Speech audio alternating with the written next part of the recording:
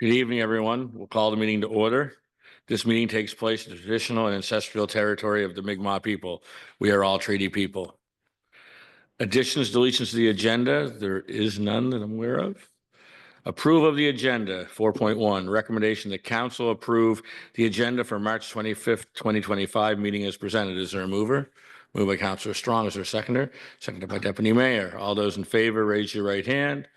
Opposed? Motion carried unanimously. Approval of the minutes. Recommendation that council approve the March 11th, 2025 meeting minutes as presented. Is there a mover? I have something to, Oh, sorry, I just noticed actually earlier tonight, there's in the portion of the minutes for the LBOT lease renewal, it says that the amended motion now reads that we authorize to enter into a 5-year lease agreement, but it should actually say 10 because the amendment was for 10. So. okay. So someone prepared to move the recommendation with the changes? Moved by Councilor Babineau. Is there a seconder? Seconded by Councilor Greek. All those in favor, raise your right hand. All those opposed, motion carried unanimous. We actually have two presentations tonight, two nice presentations. We'll start with 6.1, Community Garden Update. So who's doing that one? Okay, great. Come on down.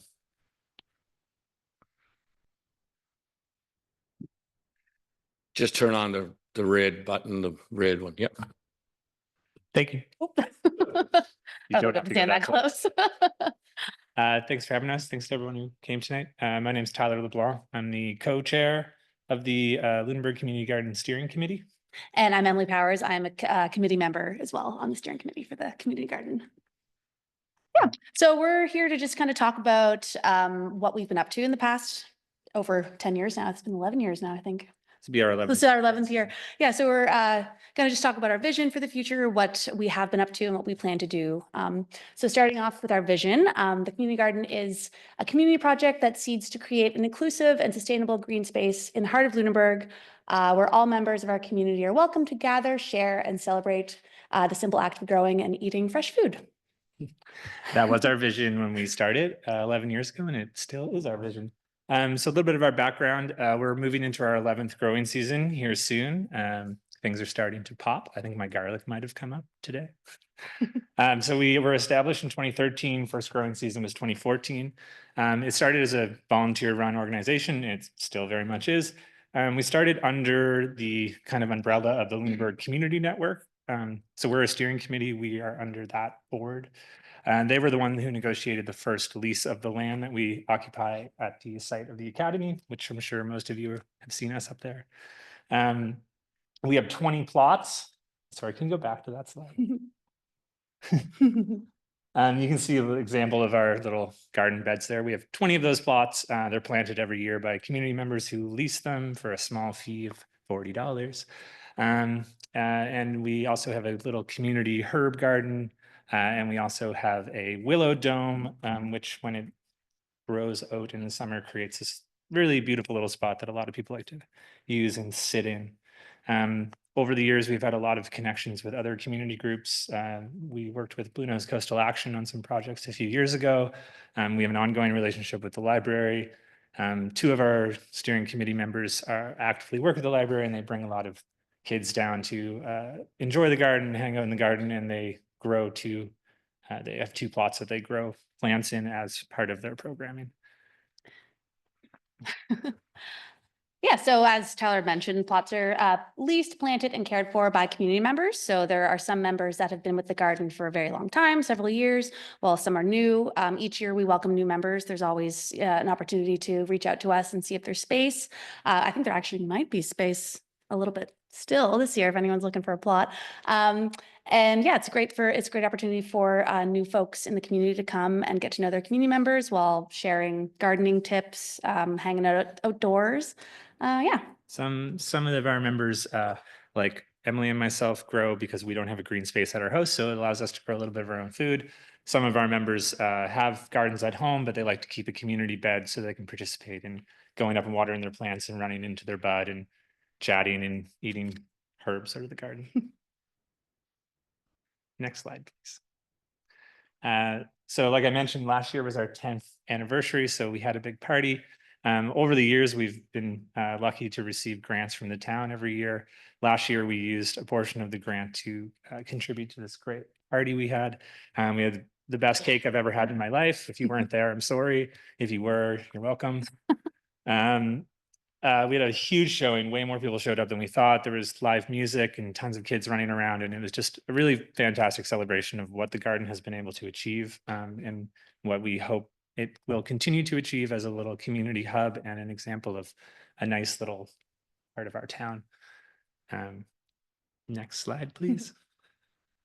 Yeah, so we're going to talk a little bit about the future of the garden, as well as just what we've been up to.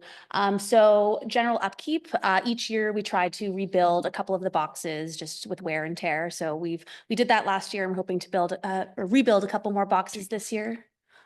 2 more boxes, literally a couple. We're going to also rebuild our compost bin, which will be a nice thing to do because it's kind of seen better days, as well as just regular maintenance that we do every year, which includes weeding, willow trimming, lawn mowing, just general upkeep of the garden, which we continue to do. And we get together every year and have a visioning meeting and talk about what the garden could achieve in the future. And obviously, all of these ideas would be in proper consultation with the town. The ideas have been bounced around about how do we deal with the problem of deer, and what does a deer fence look like, and where do we store our tools, because our current toolbox is a little shoddy. And so we're always trying to make the garden a better place. And Yeah. and so we know our license is up for renewal, and we're looking forward to the continued support of the town, so that we can continue to be a fun little part of the community where new people can come. People who have lived here forever can meet those people, and we can all grow a little bit of food. So thank you for your support in the past and the present, and hopefully in the future. Yeah. Thank you. Thank you very much. Did you get your community grant application in yet? Excuse me. One of our committee members is working on that right now. Excellent. I just wanted to give you a friendly reminder because I see it's been advertised. Right? So, excellent. Thank you. Thank you so much for everything you folks and your group does. Thank you. Thank you so much. Yeah.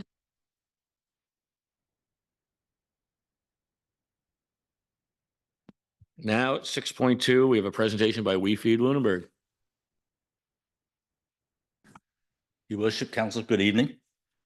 My name is David Jarvis, and for the past 5 years, I've been growing homegrown produce during the summer and baked goods in the winter for the food bank and those in need in this community. 3 years ago, I started a Facebook group called We Feed Lunenburg to bring together like-minded people to try and create a self-sufficient community to provide for those in need in this community 24/7. That group now has over 700 members. We are totally volunteer run and a registered charity. Can you go back to number 2, please?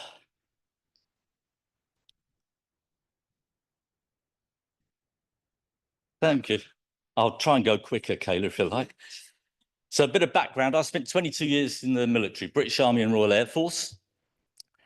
And during that time, and also as a civilian, I went to some difficult places, including nearly 7 years in Africa. And I saw more poverty and suffering than anybody should ever have to see.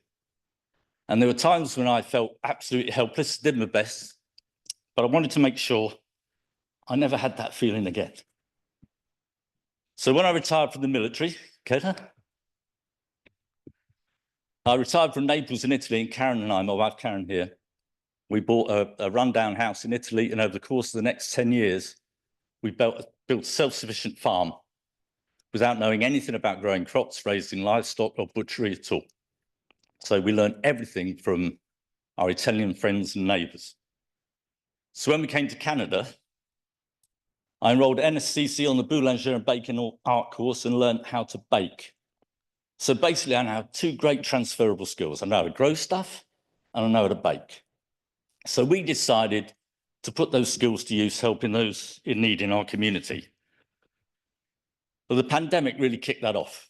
We realised there were going to be supply chain issues and logistical issues, so we set about converting our garden to grow as much food as we possibly could. Okay, we had to adapt to the climate quite considerably and the lack of soil, but we've got round that. We learn every day how to donate and more produce. So you can see this is an example of what we donate to the food bank last time. We started off small, but in our peak in the summer, we can donate about 150 pounds of fresh produce from our garden. And in the winter, 32 loaves of bread, 48 muffins, 60 cookies and 15 bread rolls. So we thought if we could do it, why couldn't we get other people to help us out as well? So as part of We Feed Lunenburg, I grow as many transplants as I can at home.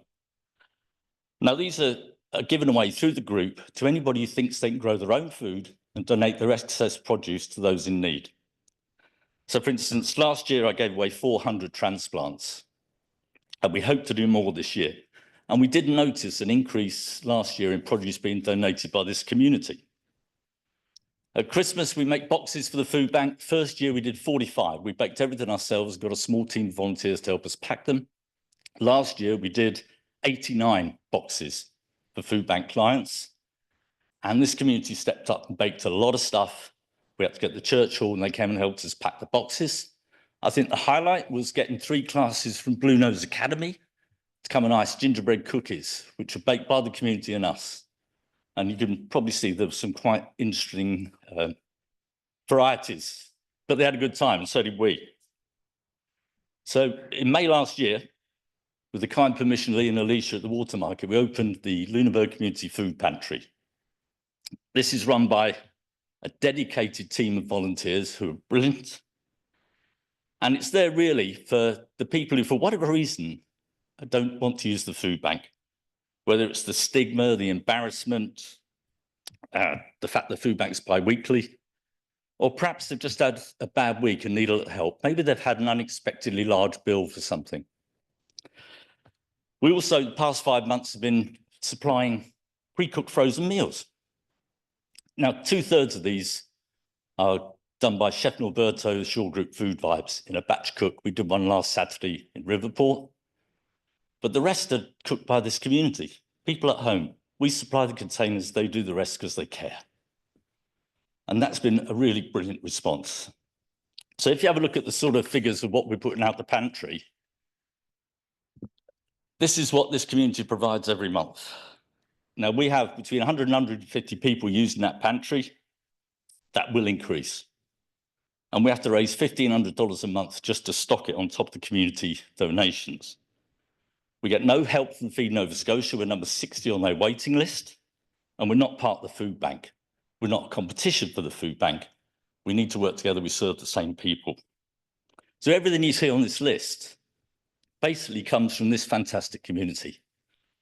Vendors at the farmers market, some of the churches, and we build partnerships all the time. We work with Second Story Women's Centre for feminine products, Mahone Bay Community Garden supplies us with fresh produce, Hello Best Friend for dog food, and Schoolhouse gluten-free, because we do have people with special needs in the dietary sense. But we know we have to do better. The need is greater than we thought. So this is our plan for late this summer. With the fantastic help of Saltaire Design, we've designed this Lunenburg Community Food Hub. This is a modular, movable building. We will own it. We can move it wherever we want, should we have to, so it's future-proof. This will enable us to get more items and better access to refrigerated, frozen, and quality fresh produce into those who need it. At the moment, we have a cooler behind the pantry, which is great when it's -15 for 2 weeks, but not right now. People have to ask. That's not really suitable. There's 2 parts to it. There'll be a supermarket-style shopping area run by volunteers, and that's where the commercial refrigerator, freezer, and produce will be. And the second part is the volunteer area, where we break stuff down. If we get a 30-pound bag of dog food, we break it down in kilo snots. And this will also give us the opportunity to do bulk issues of stuff to save on packaging, things like dish detergent, rice, lentils, cooking oil, things like that. And we want to make sure there's an atmosphere of dignity, respect, and trust that goes on here. So we're constantly fundraising for this and applying for grants. We have the funds in place for the appliances. But I want to harness that self-sufficient community and look at local skills and talent to get this done. For example, we need the accessibility ramp, the loading dock, site clearance and preparation, all things like that. But we want to make it as easy as possible for that community of effort. So this will be the focal point. Every time a single can of soup, a single toothbrush, a single tomato, it all adds up. So if we're that focal point, we remain at the farmers market every other week, you may have seen us there. And when it gets warm enough, we'll be rain or shine in the car park at the Independent, just collecting donations. If you've grown a lettuce, a cucumber, we will take it. We will take anything that's in date and unopened. It's really easy to make a difference. If you have the means, the opportunity, and most importantly, the willingness, then, why not? The last 3 years, excuse me.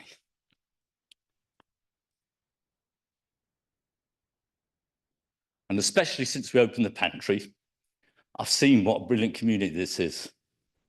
The thoughtfulness and generosity amazes me every single day. So I just want to say thank you to this community. Thank you for helping us to build a self-sufficient community to provide for those in need 24/7. Thank you. Are there any questions? Thank you very much. Are there any questions from council? On behalf of the council and the citizens of town and the surrounding areas, want to thank you for everything you and your partner do and the group. And I see you at farmers market and see you around town, and I know what kind of effort and what this means to you. So again, thank you very much. And again, have you filled out your application for the community grant application yet? Because you would qualify for something, I would think, in that program. So Absolutely. We have 2 volunteer grant writers are all over that right now. excellent. Well, thank you very much again for everything you do.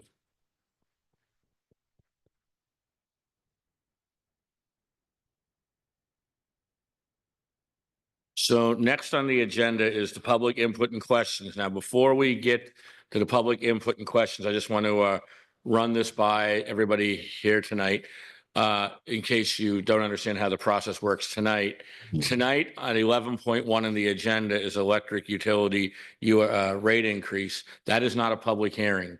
Tonight, that is not a public hearing. You'll have lots of opportunity between now and the time the UARB sees it to have your say in a rate increase, because they'll conduct plenty of public hearings as well as we will.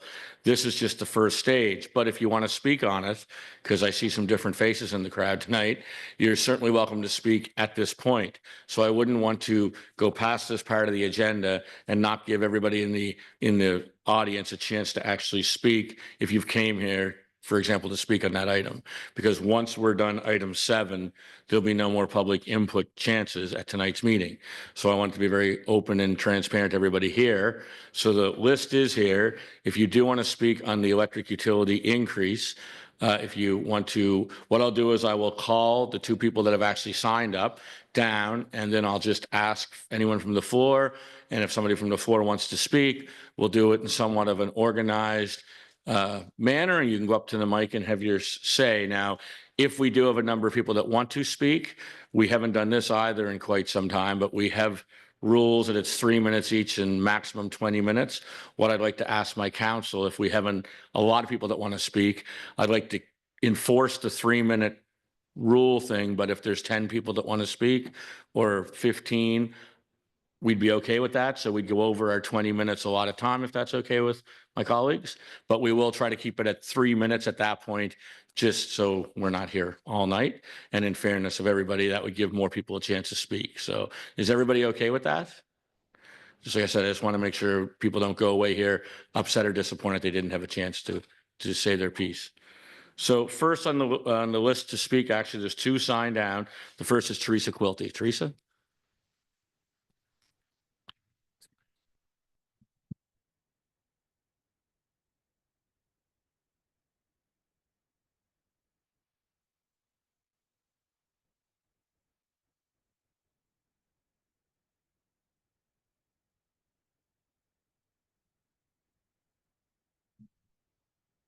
Good evening, everyone. My name is Teresa Quilty. I live in Newtown. I'm actually not going to speak on the electric utility, and I'll be really short. I just wanted to just kind of say briefly that I saw in the in the package tonight, there's a letter from Andrew McLeod about the town no longer communicating on X, and he gives some reasoning for that. I just wanted to, say I really agree with that. I really appreciate his letter, and I really ask the town to think of that, think seriously about that. I think that would be a great move. I think there's other ways to communicate. And I also wanted to say that I feel the same way about Facebook. And now I know that there are some people who choose to be on Facebook. I think there are increasingly a lot of people who are getting off of all the Meta platform for similar reasons as X, and also for many, many reasons. It isn't necessarily a productive way to communicate. As somebody who has chosen to not be active on Facebook, I am aware, though, that a lot of information is being shared on a social media platform. That's something that is not available to to those people who have reasons for not being on social media. And so I don't think it's a good way for the town. I think Facebook has its purposes. People who want to be on it, that's their choice. For me and for a growing number of people, there are a lot of reasons to be off social media in general, or to really be careful about how they're using it. And so I think in terms of the town sharing information, that's town business, that's on issues that are before taxpayers, that are before, on the agenda and so on, I just don't think that it's appropriate that information be shared in a social media platform that isn't available for people who aren't on it. It would cause us to feel like, oh, I need to go and be on this social media platform so I can see what's being said and what's being shared. Unless everything is brought back out, copied, and put onto a place that's accessible off of social media, then it's really not a level playing field for those of us who aren't going to be on that. So I just really want to ask you as well to think about that. And I would really love to see the town not use social media as a place to conduct town communications. Thank you. Thank you, Teresa. And I will say that we've talked about a mail out already, going back to the old school way of communicating. If it's not monthly, it might be, every 3 months we'll do a mail out again in the post office, because everybody gets that. Different, because I agree with you. I think it's 30 to 40% of people aren't on social media. And when that's the only way you communicate, it's not great. So we are looking at different avenues. We're advertising for a position right now. So when that position gets filled, hopefully that changes. So thank you for your comments. So next on the list is Jesse Ward.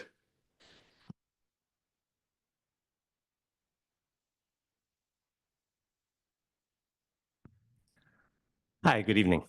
Good evening, Mayor Myra, Council. My name is Jesse Ward. I live at 129 Lawrence Street. I know I'm up here for 3 minutes. I would ask to take 5 minutes because I have to address some communication that I received from the town this afternoon, and I'd like to read it out loud. So I would really appreciate if I could just get a couple extra minutes. I stand before you tonight to talk about the electric utility. I'm deeply concerned about the proposed electric rate increases on tonight's agenda, 11.3% for residents and 21% for businesses. I believe that these hikes will strain our working families, our seniors on fixed incomes, and local businesses already considering closing over rising costs. I believe that the lack of transparency and public consultation surrounding this decision is unacceptable. With respect, I have questions that I believe need to be answered before Council could responsibly move forward with these increases. I emailed these to the town last Friday at 6 p.m. and heard back today at 3 p.m., but the responses that I got were largely incomprehensible.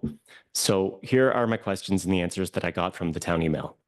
I asked, what progress has been made towards determining whether we will maintain ownership of our electric utility or seek to privatize it?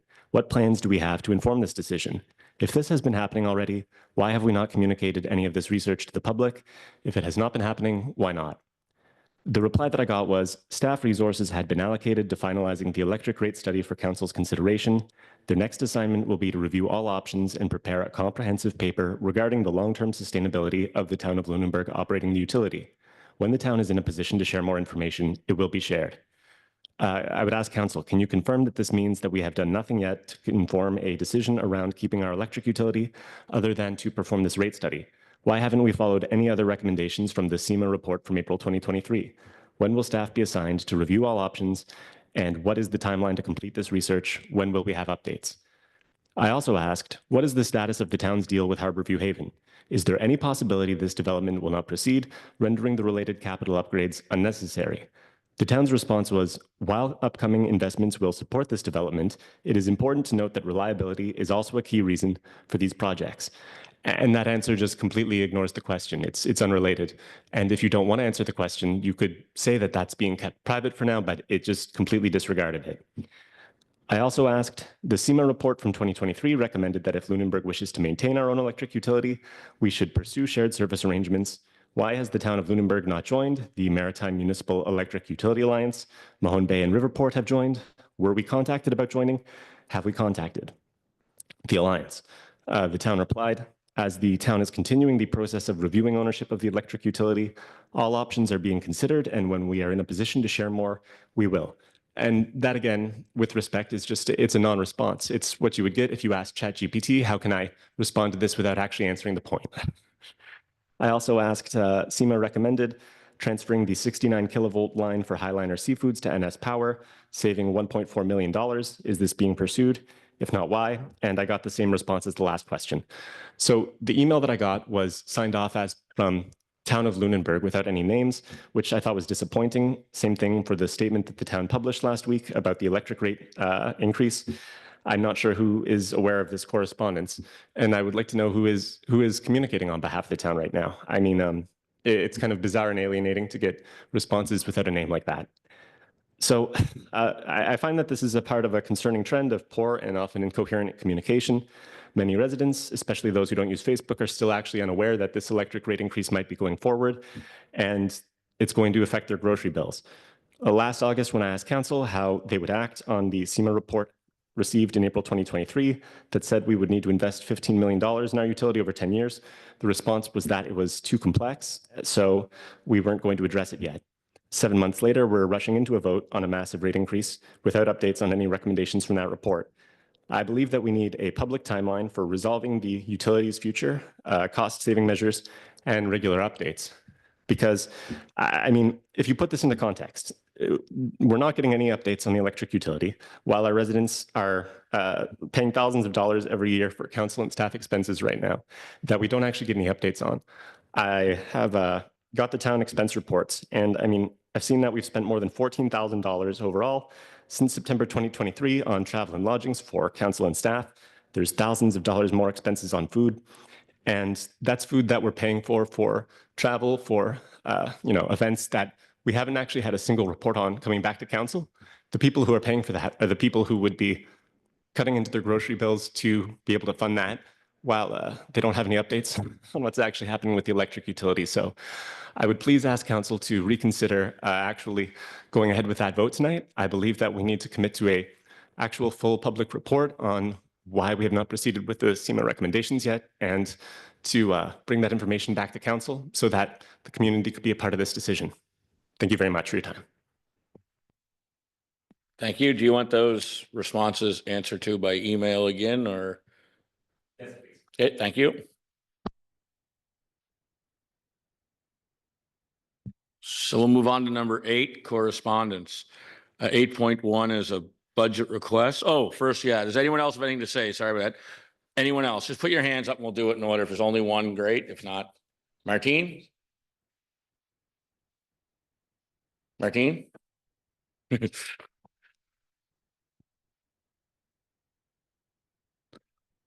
Okay, thank you very much for hosting tonight, and I appreciate all of you. I just want to thank you all for all the work you've done so far since you've taken over as the new council. That's my first time addressing you all. I too have taken myself off Facebook for many reasons, and to be honest, I wouldn't have known about the rate increase if someone hadn't told me who was on Facebook that saw it. So that is somewhat of an issue. As of right now, I don't like talking numbers because it's foolish, and everyone has a different financial situation in their lives. But with the 21% increase for my business, it's it's going to be quite, or all of the businesses that I own, I should say, it's going to be quite an increase. And I've had this conversation before. I don't mind paying taxes; it's part of life. And for me, my dad always said, if you're paying taxes, it means you're doing good.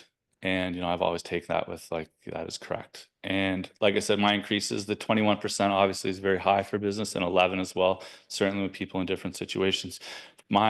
What I'm getting at, make a long story longer, I'd just be curious to see what the plans are, and, you know, can I get behind it? What exactly the increase is for? Is it stuff that wasn't done in the past, or is it stuff that needs to be done in the future? What are we doing the rate for? Catching up or projecting? And I think if that was just put out a bit more clear, I should say, unless I've missed something, then, you know, I think you'd obviously get a lot more people on board for it, or at least understand why it's being done.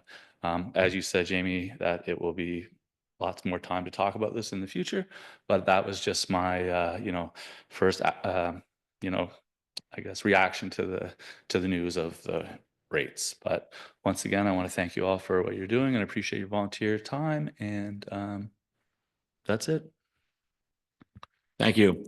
Hopefully, most people will get a lot of the answers they're looking for when we get to 11.1, when people that know a lot more about electricity and rate studies and everything else than most of us in this room do. So just stay tuned for later on in the agenda, and hopefully you'll get some of the information you're hoping for.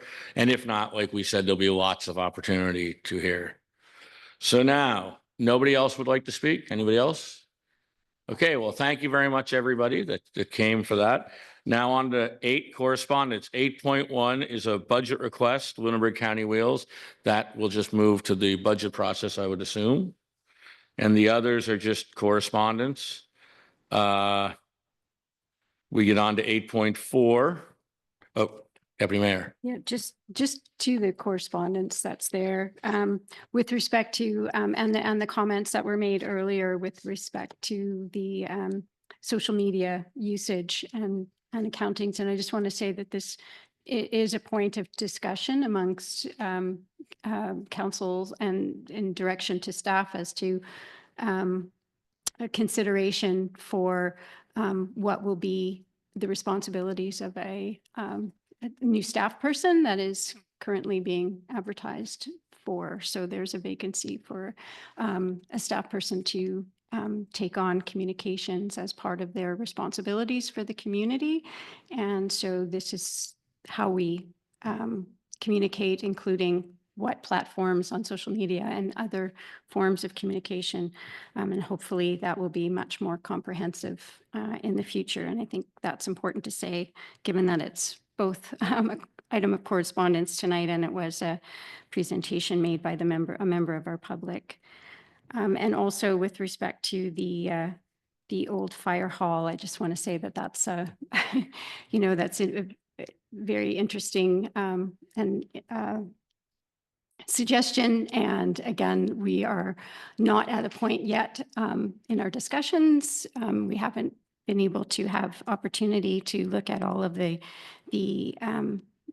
buildings owned by the town, but certainly we do need to look at the future of that building at some point in the future. So appreciate that there is interest in the community that may come into play at some point down the road. Thanks. Thank you. Anybody else? Councilor Babineau. Thank you. Through the chair, I actually also just wanted to touch base on the letter about X and Teresa's comments to say, hopefully this is all right to say, but response to the letter writer was to say that we've removed the links to the X platform from our website. Sorry. To my knowledge, we haven't shut down the account, but it's not yet anyways. It's not easily accessed though. So we've sort of taken your ability to just quickly navigate to that away. But I think there's probably going to be potential for that in the future once we have somebody on staff, and we can start to flesh out a plan as to figure out what we're doing with, I would assume, all of the social media platforms we have. So just wanted to touch on that. Thank you. Anybody else? Okay, so we do need a motion to move 8.1 to the budget process. So is someone willing to move that? Moved by Councilor Fullerton. Is there a seconder? Seconded by Deputy Mayor. Any discussion on the motion? All those in favor, raise your right hand. Motion carried unanimous. So now we'll move on to 8.4. So there's a recommendation. Council appoint Astrid Siddell and Darlene Higgins to the Lunenburg Community Lunenburg County Anti-Racism and Anti-Discrimination Advisory Committee for 3-year terms. Vernon Sims and Caleb Paul Wheaton for 2-year terms, and Violet Kay and Megan McDonald for 1-year terms. Is someone prepared to move that recommendation? Moved by Councilor Strong. Is there a seconder? Seconded by Deputy Mayor. Any discussion on the nominations? Okay, all those in favor, raise your right hand. Opposed, motion carried unanimous. Now, there's a recommendation in front of us. I will read off the recommendation because we did actually appoint somebody. We did.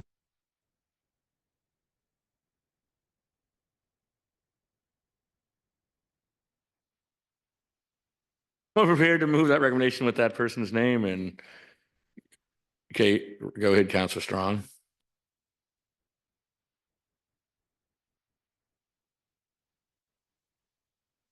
For the Lunenburg County Anti-Racism and Anti-Discrimination Advisory Committee.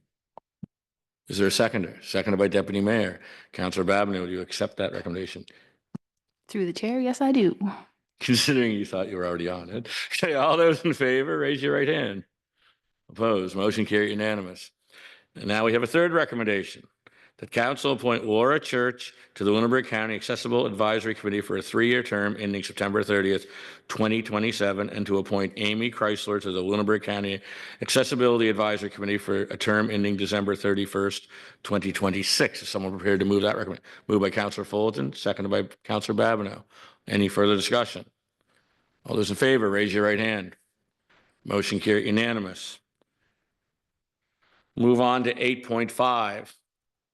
There's a recommendation in front of us that council approve the town of Lunenburg's 2025-26 Regional Emergency Management Organization contribution in the amount of $21,633.80 as part of the total REMO budget of $405,417.06. Recommended by the Regional Emergency Management Advisory Committee, and it's actually option 3 of 3 options we were provided with.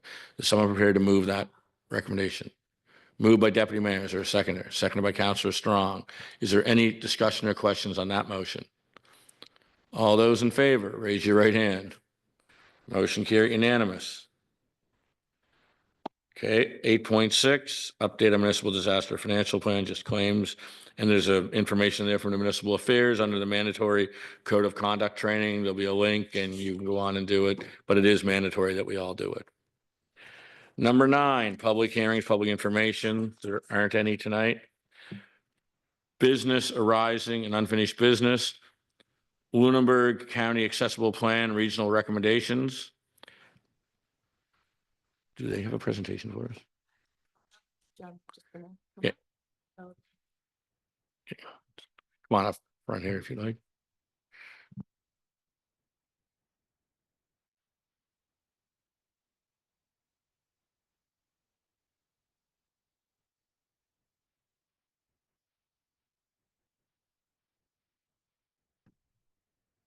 Okay, so I'm Ellen Johnson. I'm the Regional Accessibility Coordinator. I've been here to speak with you before. And last time I was here, I gave kind of a brief introduction of what the Lunenburg County Accessibility Plan would be, what was included. And I'm just going to, now that it's pretty much finished, it is finished except for the letter from the mayors and the warden to be added. I am hoping that you will accept the plan, which is due to the province next week. So the plan, for just a reminder, is an update to the original Lunenburg County Accessibility Plan that was done jointly as a region back in 2021. And that was to comply with the Provincial Accessibility Act, which required a plan and required an accessibility advisory committee, to which you've just appointed 2 new members. So this plan, again, is an update to the previous one. So it's very similar to what was listed in terms of issues to the plan in 2021, because a lot of the challenges that people with disabilities face are pretty long-standing, right? They're not things that we can deal with in 3 or 4 years. So a lot of the commitments or the priorities in this plan are very similar or identical to what they were back in 2021. And a reminder that who we're talking about when we talk about the people with disabilities in our community. We know that from the Canadian statistics from 2022, which is the most recent data we have for disability in Nova Scotia, that 37.9% of Nova Scotians identify as having some sort of disability, at least one. And so that's, really quite a high number. And we know that from other information from places like Engage Nova Scotia, who does their quality of life survey, that not just how many people there are with disabilities, but that their quality of life tends to be reportedly generally not as high as people without disabilities in our region. So that's really, I think, notable. And so this plan is really intended to address barriers that people with disabilities face in 5 kind of areas that were in our last plan. So the built environment, information and communications, goods and services, transportation, and employment. And then a 5th category, which is awareness. And, with any plan that's done by a municipality or a region, we did public engagement. So we had a survey that was online, and we also did quite a number of, we did 11 altogether in-person sessions in the community, so all across Lunenburg County. And, what people told us was really confirming that these 5 areas, plus this new 6th area that's added to the plan this time of awareness, really are still issues and pretty big. They're pretty big barriers within those areas. And so with that information, we kind of went through what was in the last plan in terms of what, the priorities. And we ended up with 28 priorities in the plan, and then followed those up with 17 regional actions. So there are 17 actions in the plan that are intended to be collaboratively done across the whole county. So again, those are regional actions, but there will also be individual municipal actions that will come after this plan is submitted. And I think you've seen most of those before. And just while the plan developed, we decided that the best way to address 5 different municipalities and all of the different actions that could be included was to kind of have those be separate. So after this plan is submitted, each municipality will really refine and make public their own individual plan for how to address accessibility issues in their own little region. So yeah, so that's kind of an overview of the plan. Are there any questions? Are there any questions for Ellen? Councillor Dauphin? Not really a question, just a comment. I was at a meeting this afternoon in Chester, and after the meeting, there were some other municipal councillors there, and we were just talking in general things. And one of the communities has bought or is in the process of buying an accessible, I don't know how you classify it, if it's a wheelchair or what it is, but to make the trails more accessible. Mm-hmm. And I'm just wondering how we can find out about things like that in other communities, because it was just, like I said, by the way of a conversation. Yeah. So I think one of the benefits of having someone in my position is that I support all 5 of these municipalities, right? So I know about that. That's Chester. And they have what's called a trail rider. So somebody who has mobility disabilities can be pushed in the trail rider and go on much more difficult terrain. So, places where a typical wheelchair wouldn't go. Yeah, I think you can use me as a resource. And I think part of one of the benefits of having some regional collaborative actions here with this plan is a little bit more communication between staff in different municipalities to share information like that. So for example, one of the actions is to create like a symbol system that we can use to talk about accessibility of our trails, for example. So, when folks here would talk to the rec staff in Chester as they try to kind of figure out what does that look like, that would be a great opportunity to kind of have those conversations about what's working in different places. Yeah. I hope that answers your question. Thank you. Any other questions? Deputy Mayor? Again, not really a question, but just a comment. I thought it was very helpful to get the summary of progress for each of the municipal units, showing that there has been some progress made. And congratulations to those people who were party to that and to you. And it is a wonderful benefit, I think, to have you as a resource. And I look forward very much to the application of a lot of these action things to the town of Lunenburg and some of our spaces. And we've talked in particular about this particular space needing a lot of work. So look forward to being able to make that more accessible with your help. Thanks. Thank you. Anyone else? Thank you very much, Ellen. This is another great example of when the 5 municipal units work together, we can achieve a lot of things and split the costs. And I think it makes sense for a lot of reasons. So again, thank you very much for you and your work and your role. There is a recommendation in front of us. Is someone prepared to move that recommendation? Moved by Councillor Fullerton, seconded by Councillor Daphne. I'll just read it. The council approve the Lunenburg County Accessibility Plan 2025 to 2028 as presented. So it's been moved and seconded. Any further discussion? All those in favor, raise your right hand. All those opposed, motion carried unanimous. Thank you so much. Thank you.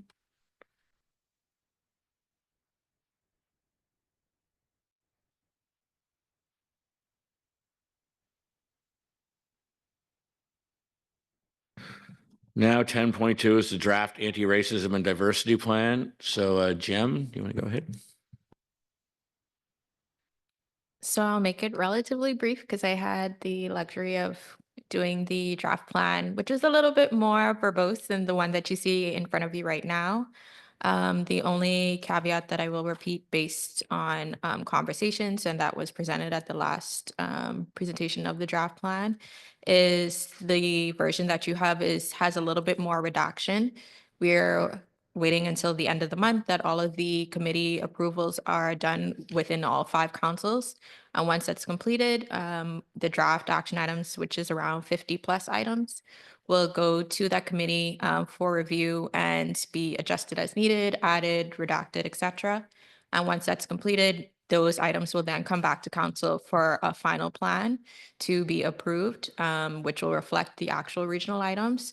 But in order to meet the April 1st deadline, which is also next week, as mentioned, we will submit the draft plan, which captures the approach, some of the draft frameworks that we're utilizing, and just basically it captures some of the things that have already been done based on engagement, both internally and within community.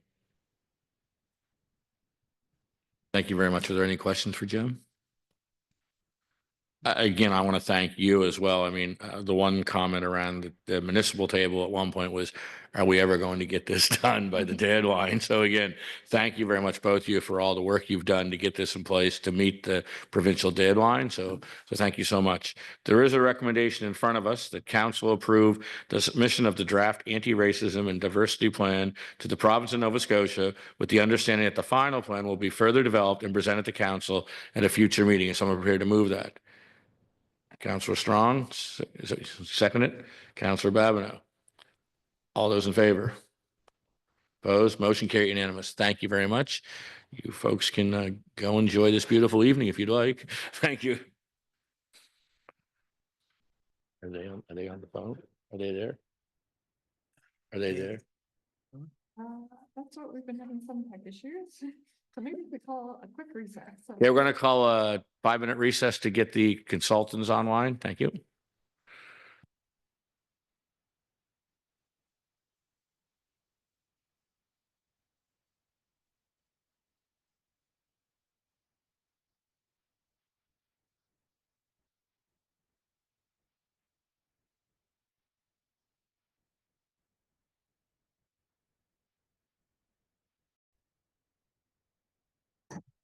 Okay, we'll call the meeting back to order. Sorry, everyone, a little bit of technical difficulties, but I'll call on Marvin now to introduce the presenters and go ahead, Marvin. Thank you, Mayor. Tonight, by way of video connection, we have DBR, a firm of specialists in utility rates and regulations that the town has engaged to prepare the general rate application for us. We have Paula Zarnett, who's president of DBR with us. She has over 30 years experience, is a CPA, a CMA accountant, and holds an MBA in finance. We were supposed to have Trent Winstone with us, a senior consultant with DBR.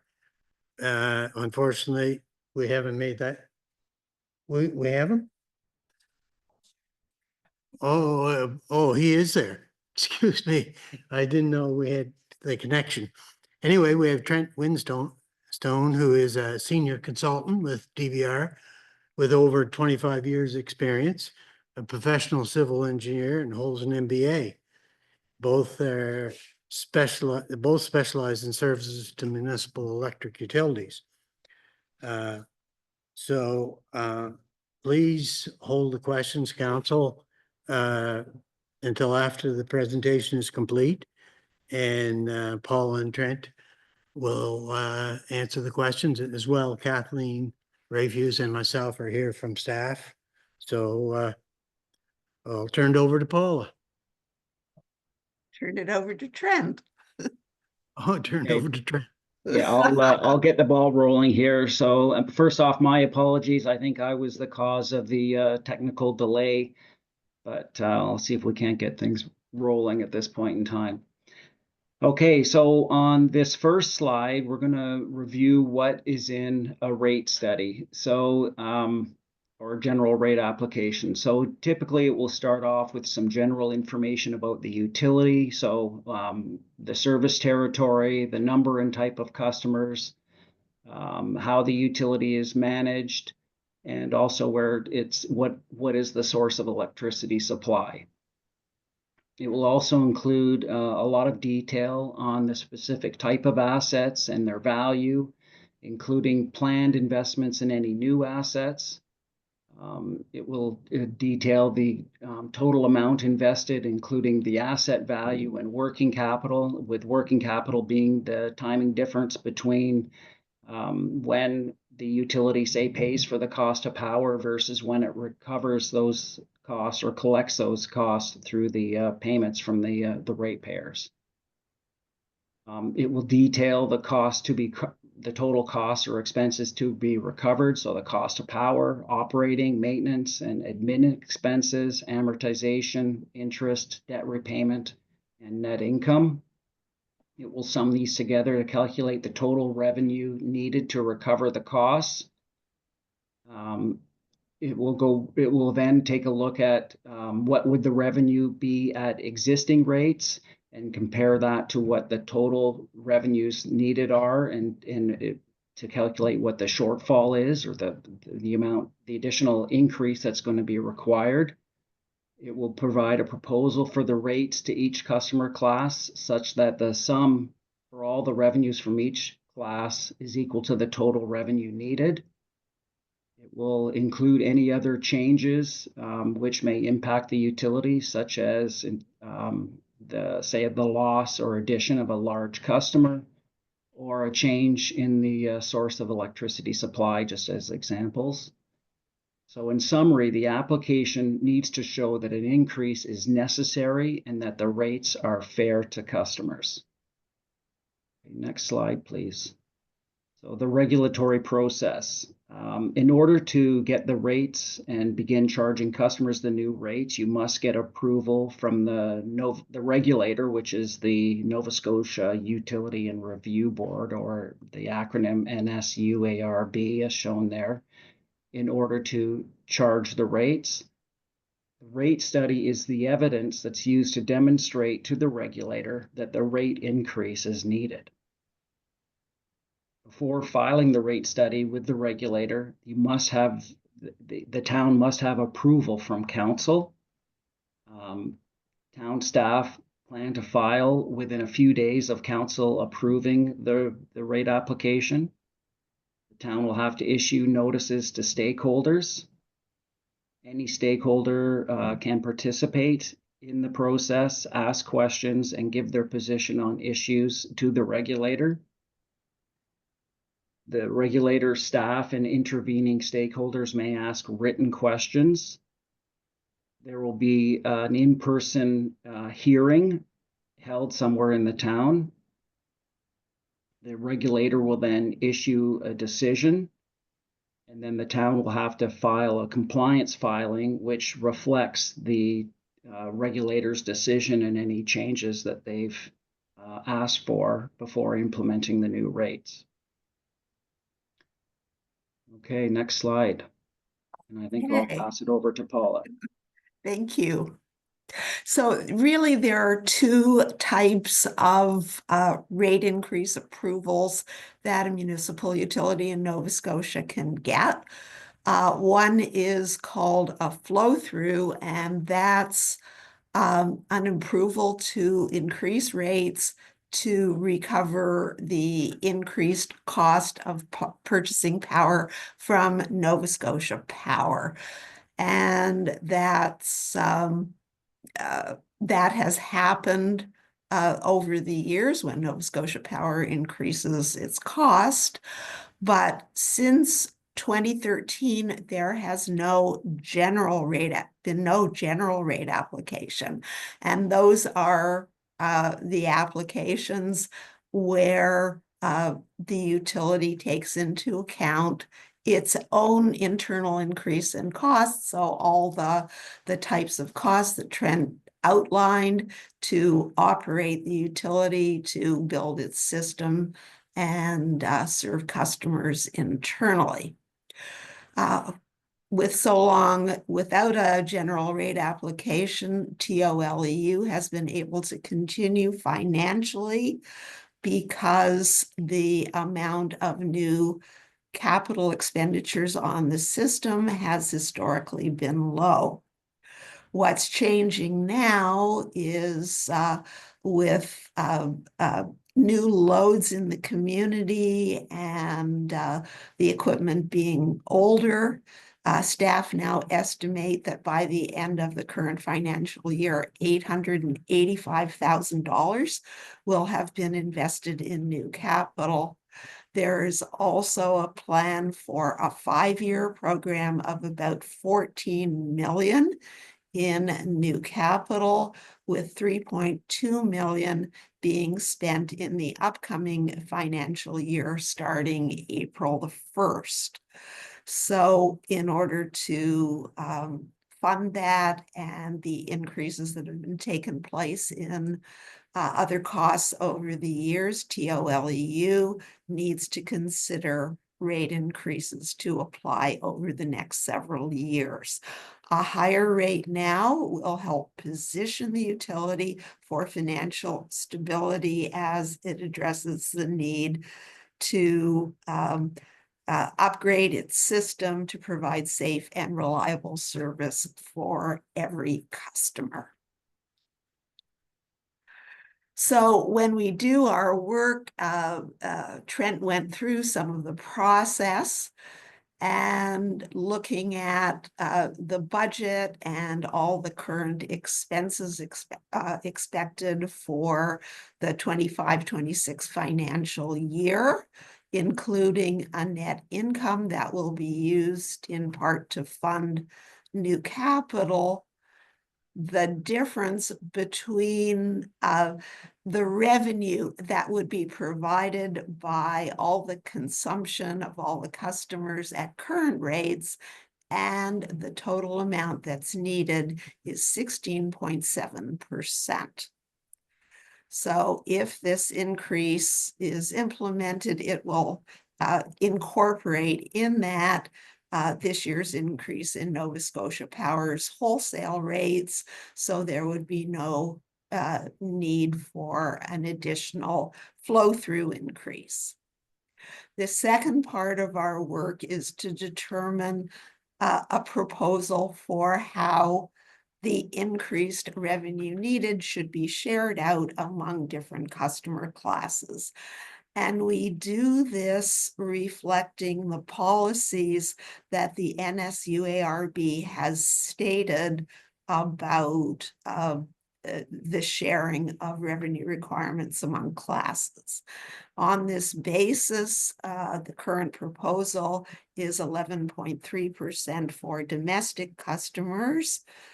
This includes 9.6% for the 22 or so time of day domestic customers, all basically non-domestic customers at 21% and street lighting at 38.7%. And as I go forward, I'll show you how this breaks down. So this is a schedule of what's called in electric utility language rate base, which basically means the invested assets in the utility, the plant and equipment and working capital that are needed to provide service. So if you take a quick look across the bottom of this schedule, you'll see the historic and projected growth in the value of the system as new parts of the system need to be added. Slower growth initially, and then for next year, the effect of the $3.2 million in additional investment. This brings basically the value of the utility in 25-26 up by about 2.5 times what it was in 2020. In terms of basically an operating statement and an income statement, the bottom line shows that really until the end of 2023 financial year, there was kind of there was really no profit, no surplus, but expenses were being covered by the rates. In more recent years, increases in costs have outpaced the growth in revenue. And according to the budget and the forecasts of consumption that we've made, if there is no rate increase, there will be a net loss in excess of $800,000 in the utility. So once that has been determined, we performed the cost allocation study as evidence to the NSUARB. And this is the part of the work that supports what part of the shortfall of revenue each customer class should pay. In looking at what's fair to customers, one of the big considerations of a regulator is the comparison between the revenue and the costs that are allocated, the share of cost responsibility for each customer class. If you think about the electric system that you see on the street, if you've called the office, received a bill, paid a bill, received service of any kind at your premises, you'll understand that the people and the assets and facilities that provide these services provide them to both domestic customers and businesses of all kinds in the town. So there are established methods that are used to allocate, to say, this is the share of each customer class of those costs. We use methods that are well established and widely used, but there's always an element of judgment in them, which the NSUARB can agree with or disagrue with. Big utilities do extensive detailed studies to support that work. TOLEU is small. It doesn't have the data or resources to do those studies. So we use standard factors and estimates. But when the NSUARB has reviewed the work and is ready to make its decision, it may order more work in the future to prepare better background studies. This is the summary of the work that leads to the proposal for rate increases. If you look in the total column, you'll see that the sum of all the costs to be recovered is about 8.9 million in the allocated cost line. And the red numbers are the 1.2 or so million in additional revenue over the revenue at current rates that need to be recovered. Looking at the revenue to cost ratio line, the NSUARB has said that it's looking for ratios between the revenue that's collected in the rates and the allocated costs of between 95% and 105%. So plus or minus 5% of being equal. And these recommendations have worked to get that kind of number for the domestic class and the general service and large general service and street lighting to be in that range. And we considered the requirement to be in that range in making these recommendations. This is a slide that basically said what I just said. So if you're reviewing this information later, you can look at the table and this slide together. Trent.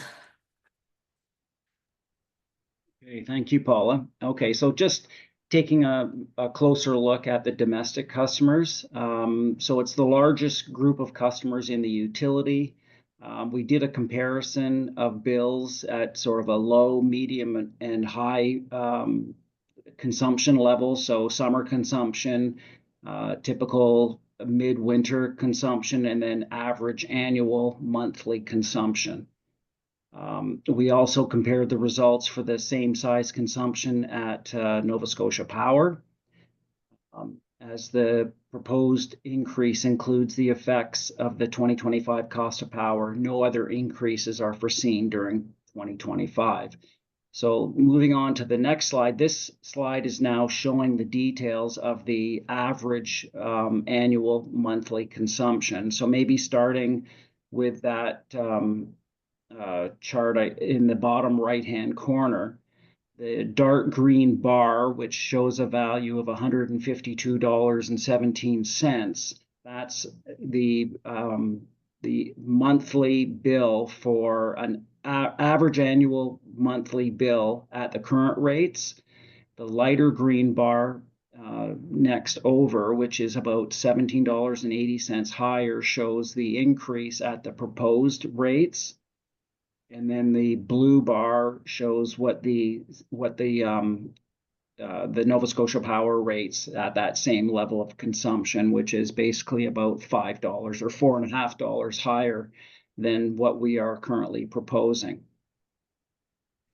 I was going to go. So sorry. Yeah, so that table in the top left just shows the details of how those values are calculated. So it shows the basic monthly charge, which is the fixed monthly charge in each month for all three of these scenarios, and then also the variable charges. So per unit of electricity or per kilowatt hour and what those are. So the difference between the proposed rates and NSPI is that the NSPI rates are 2.7% higher. Okay, thank you, Paula. Next slide. So keeping things in perspective, again, as Paula has already pointed out, the magnitude of the average increase for the utility is 16.7%.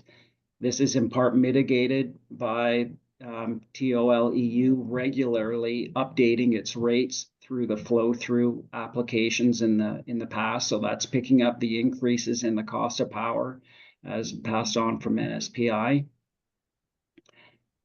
Given the capital program that's proposed, you can probably expect another full general rate application within 2 years to begin incorporating the costs of that system expansion, and needs to be upgraded the program into rates. Okay, so now thinking about the regulatory process, the NSUARB has the power to accept or reject any proposal of a utility or order something completely different. The regulator may consider opinions of its own staff, consultants, or stakeholders in making a decision. It can reduce the revenue requirement. It can adjust rates to any specific customer class. The final results may and will likely be different from what the utility has requested. Typically, there's always going to be at least some nuances in what they want and ask for, sometimes larger, sometimes not. TOL EU should expect to apply again later for further changes in rates to support the planned capital program and improve services to customers as well. So next steps, the council will need to pass a motion to approve the rate study for filing with the regulator. In the next weeks and months, follow the process. The regulator will set out a process for the rate application and the hearing, including responses to questions, hearing dates, and filing for the final rates. This will take several months before the final rates are approved and can be put into effect. Next slide. Okay, questions?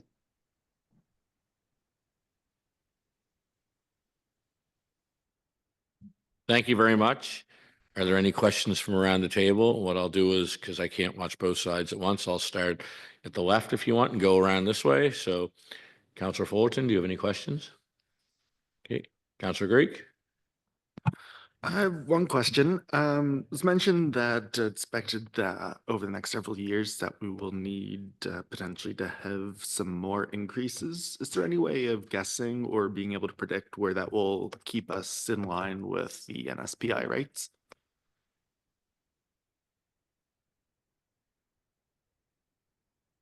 I guess the way to do it would be to the degree that staff can provide projected budgets and that there's a 5-year plan for the capital additions.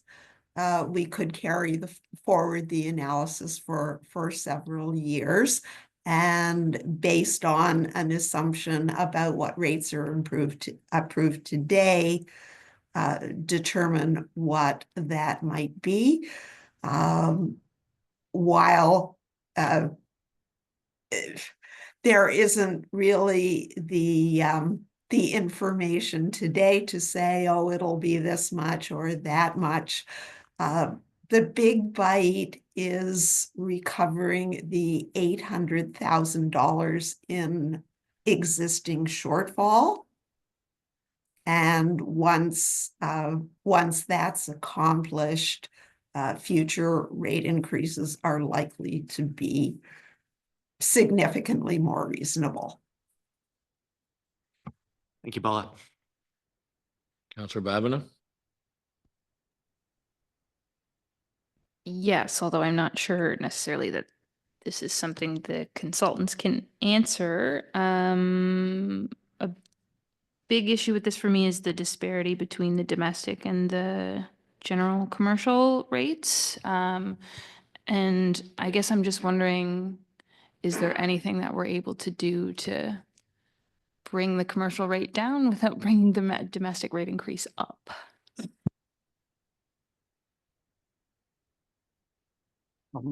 Are you okay if we speak to this? Yes, Your you Mayor? guys can, go ahead.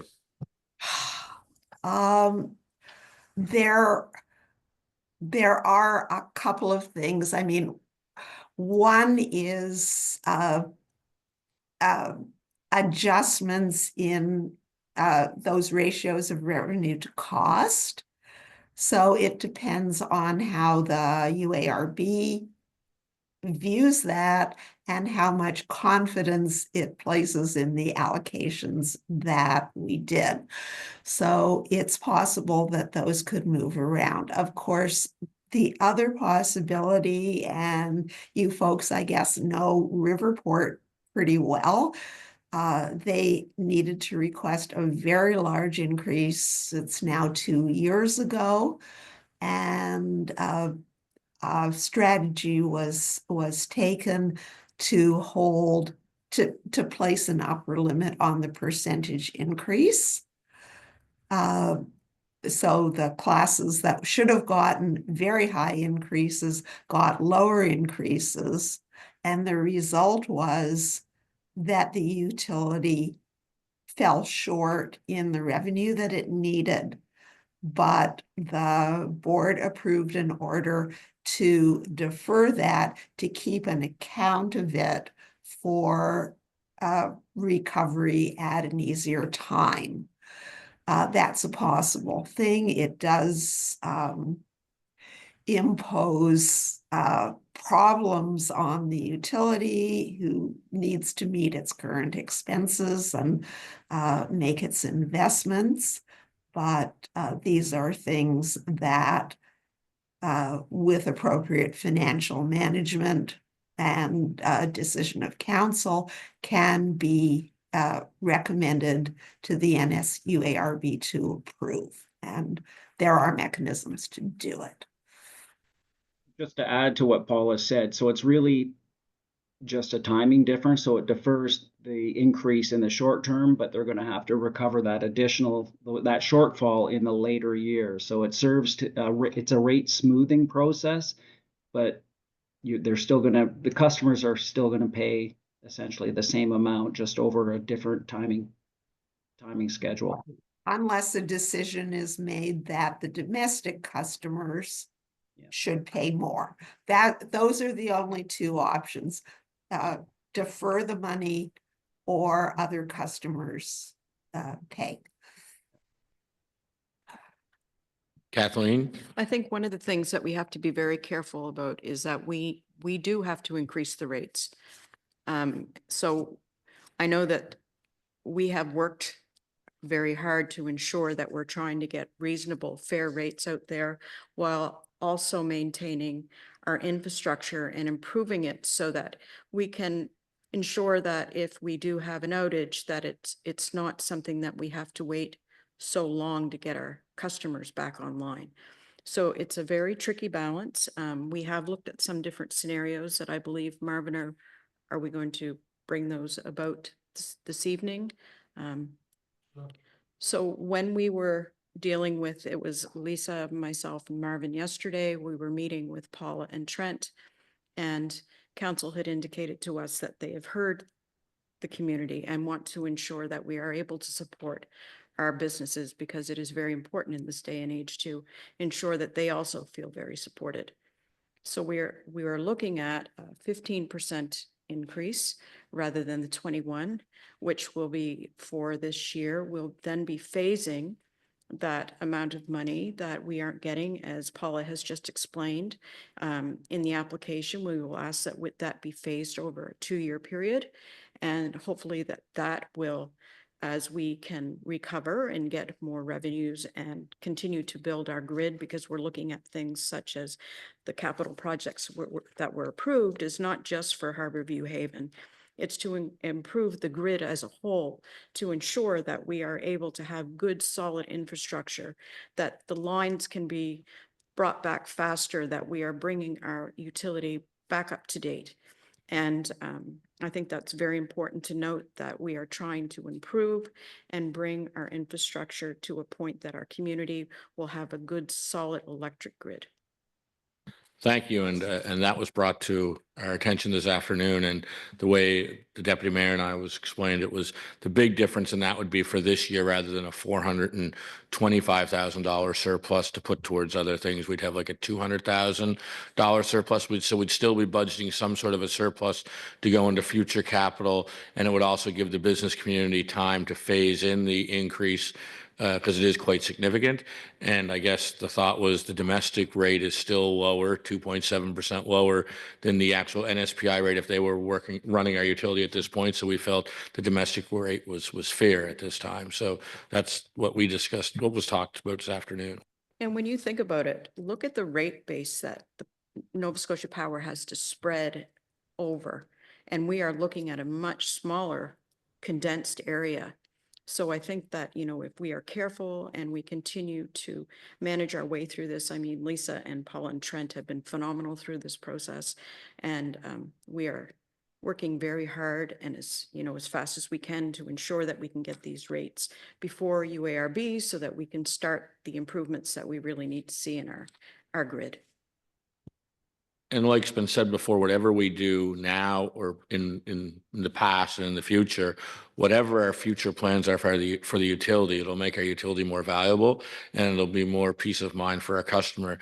We're at the point, in my opinion, we just can't keep prolonging it and putting this off. It's been put off for many years, and it's basically, I think, almost every second house I went to when I campaigned, people talked about the grid and at the utility. So we are committing to doing some capital work to improve it, and unfortunately, that comes with a cost. There's a reason for the last 15 years, the rate increase hasn't been applied for because everybody knew it wouldn't be received really well. But sooner or later, you have to face the facts and improve things. Deputy Mayor? Yeah, similarly, just adding on to that sentiment, it's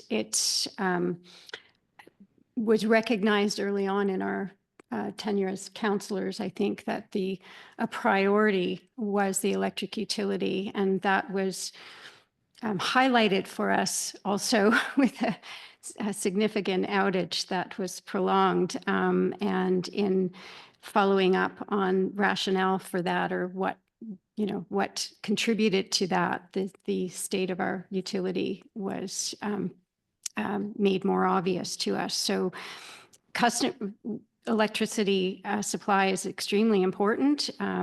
We have our own utility, so it falls to us to make the difficult decisions that come with operating a utility and providing that service to our customers. And so general rate application is, I think, overdue at this point. It was, intended to be started a while ago, and for various reasons, it's just coming now. But I don't think we have the luxury of putting this off any longer. I also want to point out, and to the point of, it's difficult to raise the rates for anyone. So, and to have them be significant is even more difficult. But it is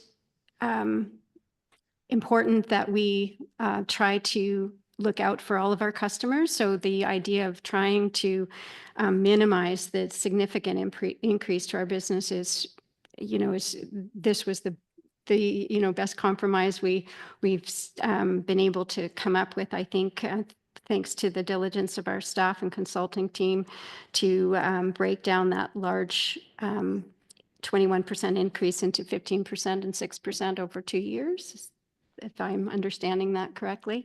And also the fact that right now, although it's very minimal, the domestic rates as they are, trying to hold those down, they are still somewhat very minimally subsidizing to a small degree already the business rates. So, making that adjustment even more would be more of that. And that's also a difficult thing to support. So I think the rate application has to go ahead. The increases, hard as they are, to advocate for are just absolutely necessary. Thank you, Councillor Daphne. Just some random thoughts, really. In the gallery and on Zoom, you're looking at us as your council, but first and foremost, we're residents. We're going to feel this too. And it's not something that, you know, we took lightly.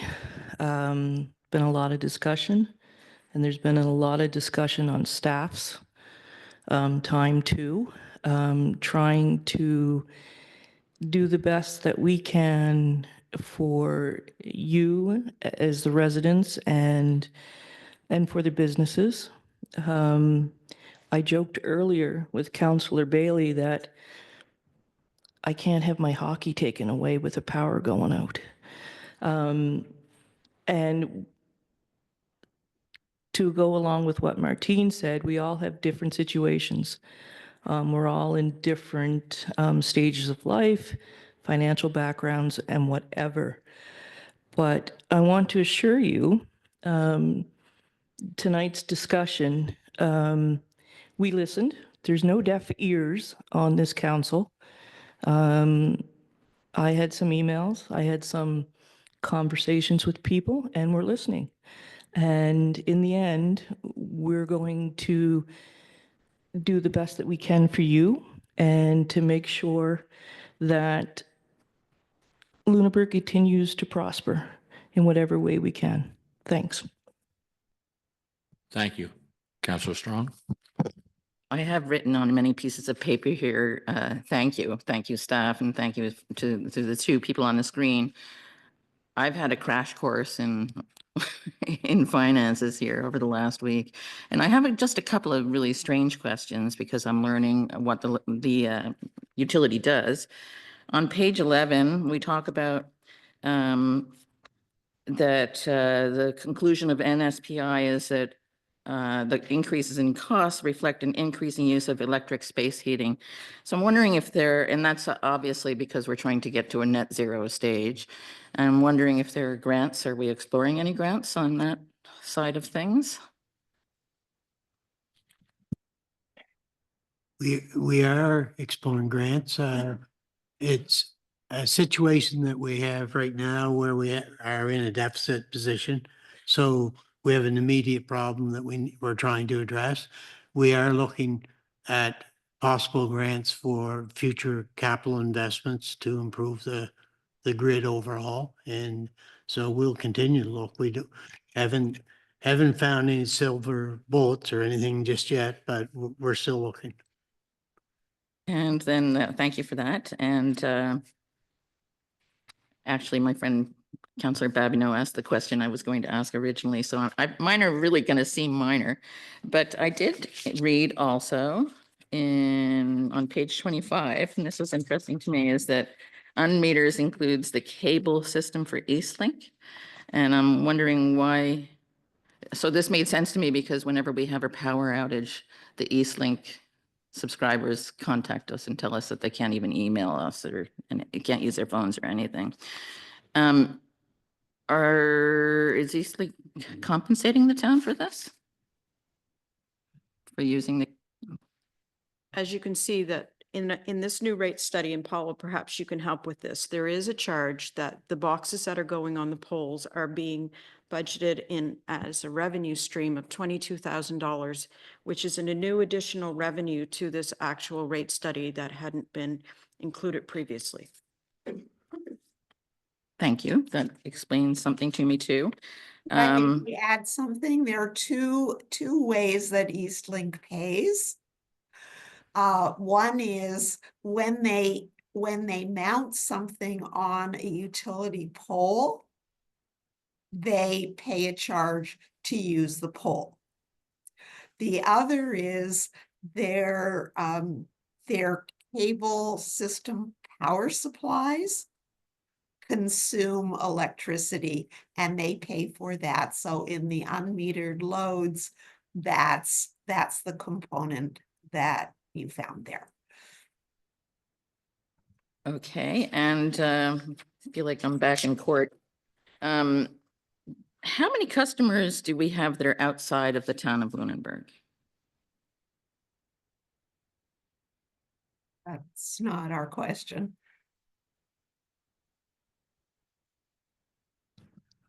I don't have an answer for that. I don't know. Kathleen, if you do? I don't, but we can certainly follow up with that and post it on our website so that everybody in attendance can know that information as well. Okay, those are my questions. And again, I have these notes telling me to thank staff and to thank the people who put together this report. Are there any other questions? Deputy Mayor? I'm willing to put forth a recommendation as a motion. The changes. That council approve and direct the town of Lunenburg's electric utility to submit a rate application to the Nova Scotia Utility and Review Board, requesting an overall electricity rate increase of 16.7%, including an 11.3% increase for domestic rates and a phased-in increase for the general service customer classes of 15 and 6%.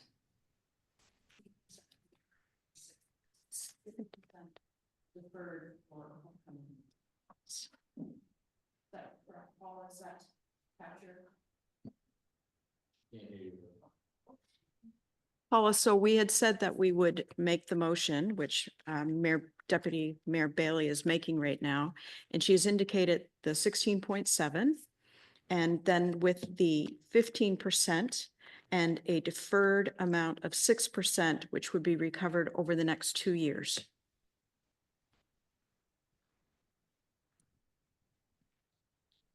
Is that correct wording, Paula? Is that the essence of the actual change?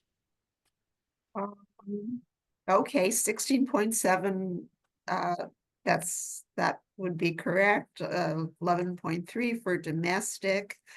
And then I guess I would say that the increase of 21% to general service customers be proposed to be recovered as 15% on approval of the application by the UARB with deferred recovery of the additional 6%.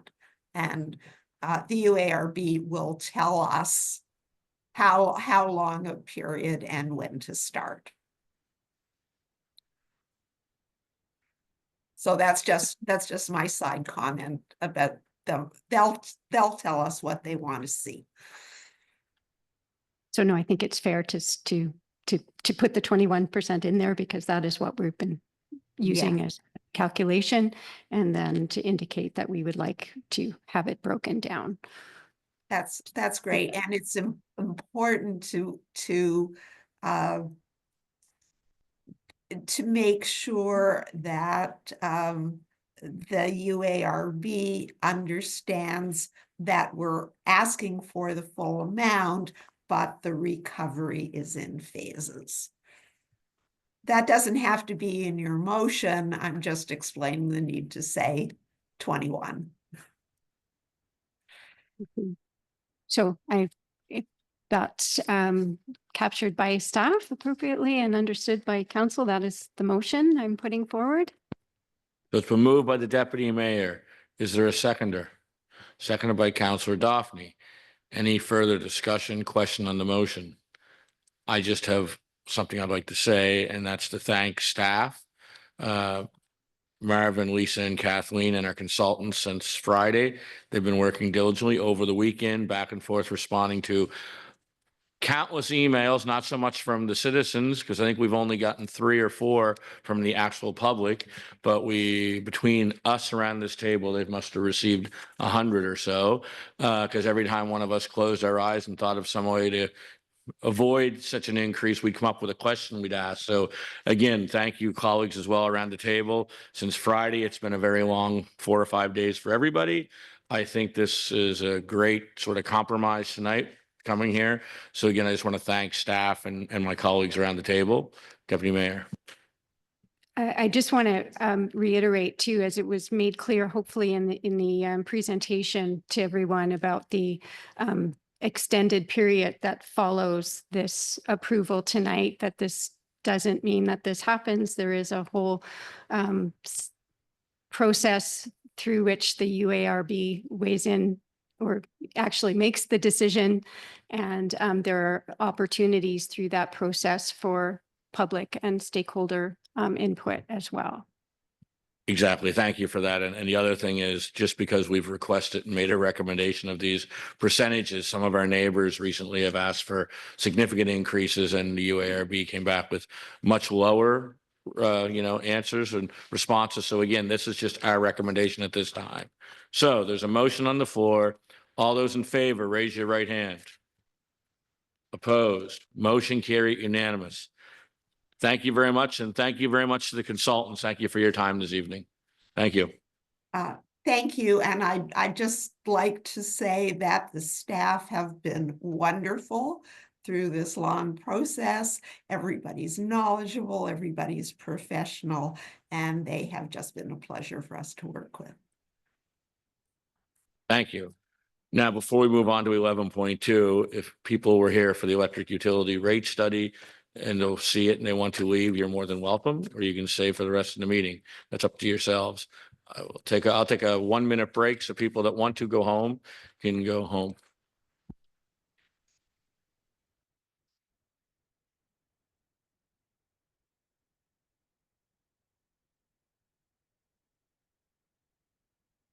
See ya. It's nice to see you, Mark.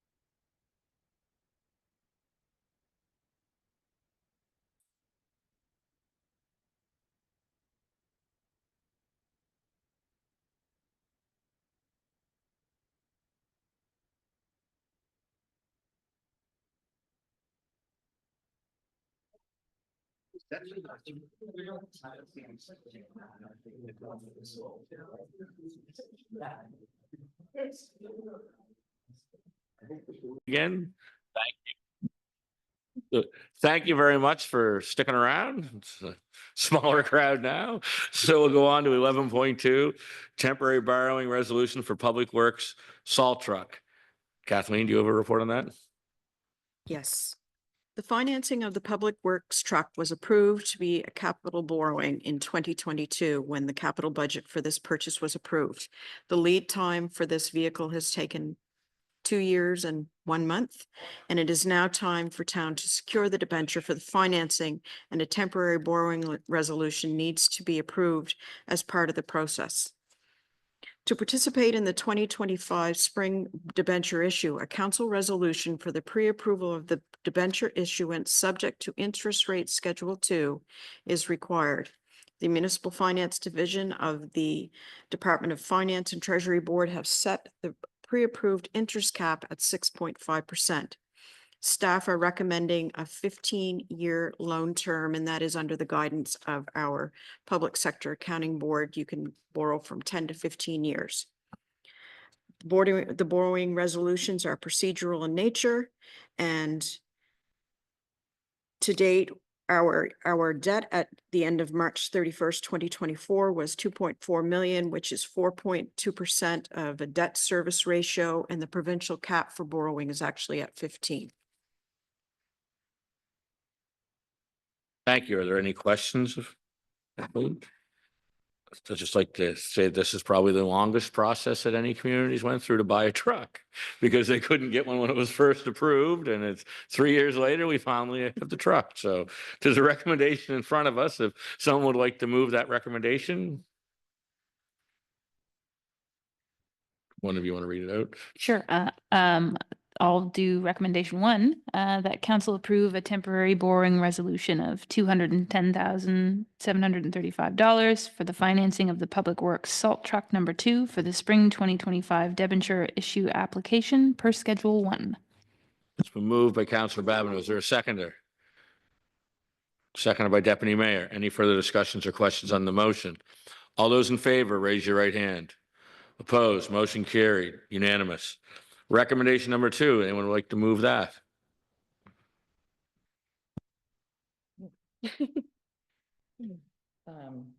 Sure. I'm gonna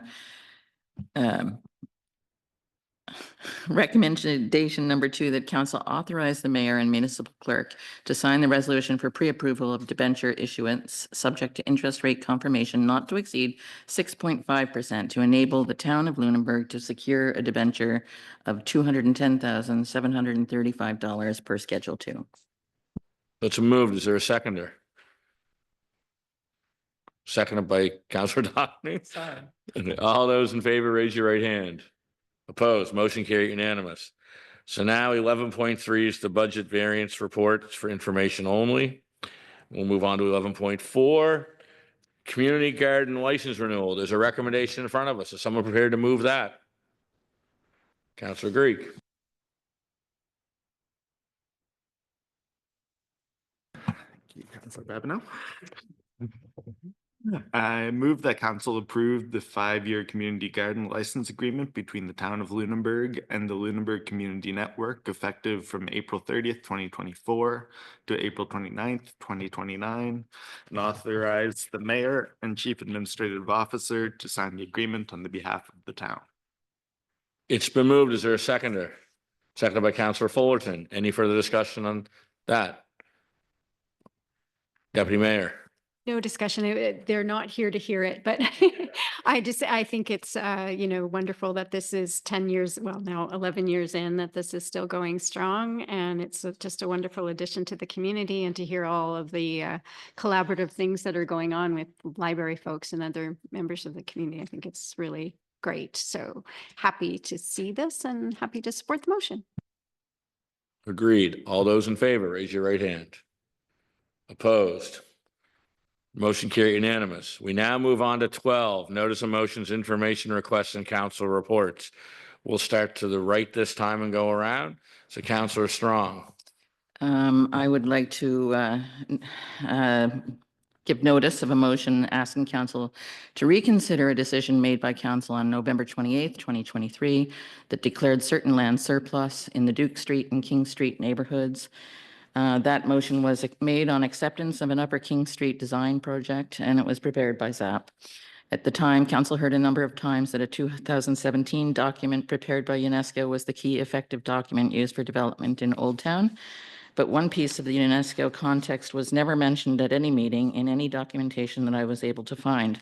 And that is the original 1994 application nomination papers made by the province and Mayor Mawhinney and his council sent to UNESCO, in which they received pushback because they did not have, they wanted to have information on the way in which developments in the buffer zone were controlled and the process of restricting zoning. Canadian Heritage replied And it was clear that, in their opinion, development was considered to be physically or economically impractical, which actually agrees with what ZAP came in with for most of the property, according to the town officials. The response then lists the type of housing, if any, that would be contemplated, which was single-family detached, single and duplex buildings with minimum lot frontage of 60 feet, for example, where residential is zoned within the buffer zone. So given that context, and it is an apparent requirement to meet the outstanding universal value test on the application, it appears that Canadian Heritage used this information to induce the designation. Homeowners in this neighborhood have been under the impression and have mentioned to me that this continued to be the case until the ZAP design was first contracted. And that was when they heard that things were going to be different. So this motion contemplates that staff will be directed to review and explain how a 2017 UNESCO document upset the apple cart of institutional understanding within the town. And I feel that this direction would also inform us in responding to the ECOMOS letter that staff is currently working on, and may also lead to setting aside the designation of surplus lands. And I am going to pass a copy of the correspondence supplied to me to the town clerk and CAO.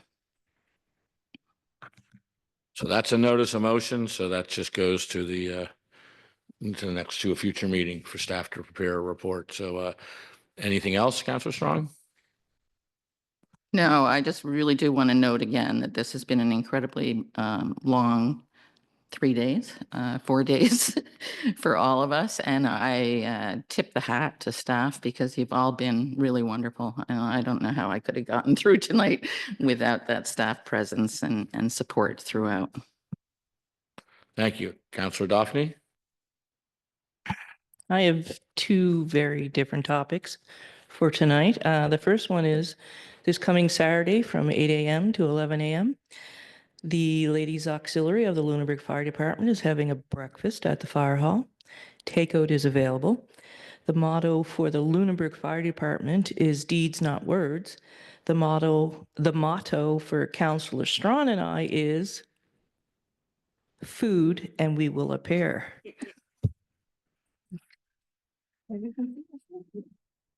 The second topic is a springtime favorite, dog poop.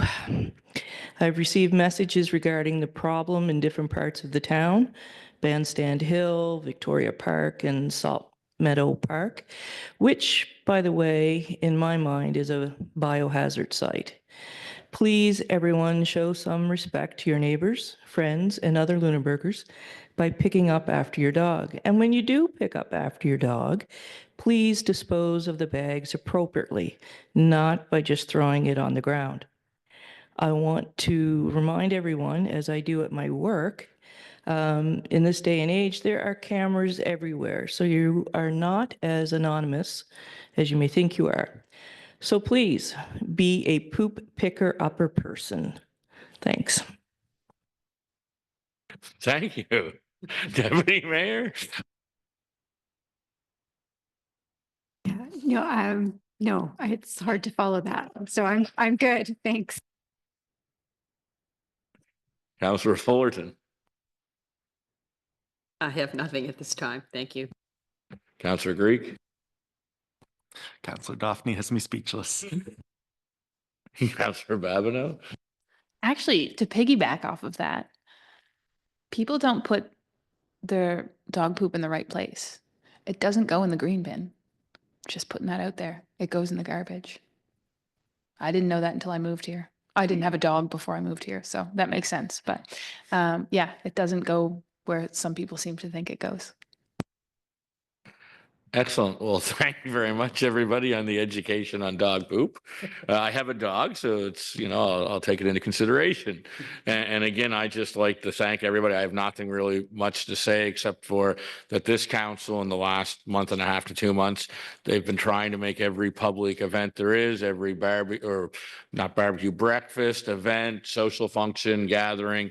I happen to go to most of them and I see 1, 2, 5, 6, whatever, all always at an event. So we're really getting out there in the public, trying to make ourselves seen. We're there for people to come to us, speak to us, respectfully, hopefully, but to come approach us. We're very approachable. And as you saw tonight, we put a lot into this electric utility rate study. It took a lot out of all of us, but I think we heard the people, we listened, and we tried to come back with a decision tonight based on what we best felt we could, based on the information that we were presented. So again, I want to thank the people in this room, staff and my colleagues on council for the dedication they've shown basically since October 19th, 2024. So thank you, folks.